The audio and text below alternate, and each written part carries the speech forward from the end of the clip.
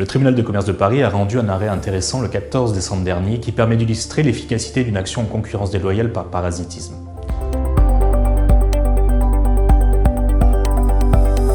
Pour rappel, qu'est-ce que le parasitisme? Le parasitisme, c'est pour un agent économique le fait de s'inscrire dans le sillage d'un autre pour profiter sans bourse de lier de ses efforts, de son savoir-faire et de sa notoriété. La société Lactel, qui distribue depuis 2000 un produit lacté sans lactose sous la marque Matin Léger, reprochait à son principal concurrent, la société Candia, la commercialisation d'une gamme similaire sous la marque Doux et Léger.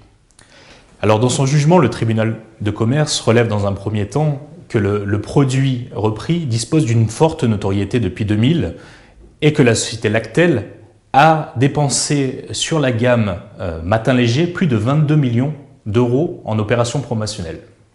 Ensuite, le tribunal de commerce relève qu'il existe une forte analogie entre les deux emballages.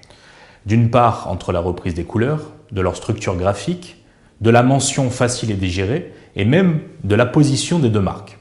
En conclusion, le tribunal de commerce de Paris juge que la société Candia s'est rendue coupable d'agissements parasitaires et que ces agissements créent un trouble commercial et un préjudice pour la victime, la société Lactel.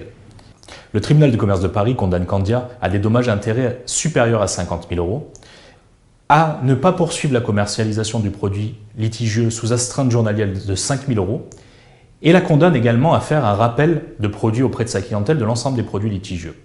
Il est notable dans cette instance que la société Lactel avait déterminé son préjudice en fonction de la perte d'un chiffre d'affaires qui avait été occasionnée par la commercialisation de la gamme litigieuse. Cette perte de chiffre d'affaires n'est pas nécessairement facile à mettre en exergue, surtout quand la victime n'a pas subi cette perte. Il existe cependant des moyens à votre disposition pour faire valoir d'un préjudice subi, notamment résultant de la perte de vos investissements, qu'ils soient financiers ou intellectuels, ou tout simplement en utilisant des moyens qui sont les moyens utilisés pour l'évaluation du préjudice de contrefaçon. Le cabinet reste à votre disposition pour mettre en œuvre ces actions qui sont efficaces pour vous, pour préserver votre savoir-faire et votre notoriété, et mettre à mal le développement, entre guillemets, litigieux opéré par votre concurrent à votre préjudice.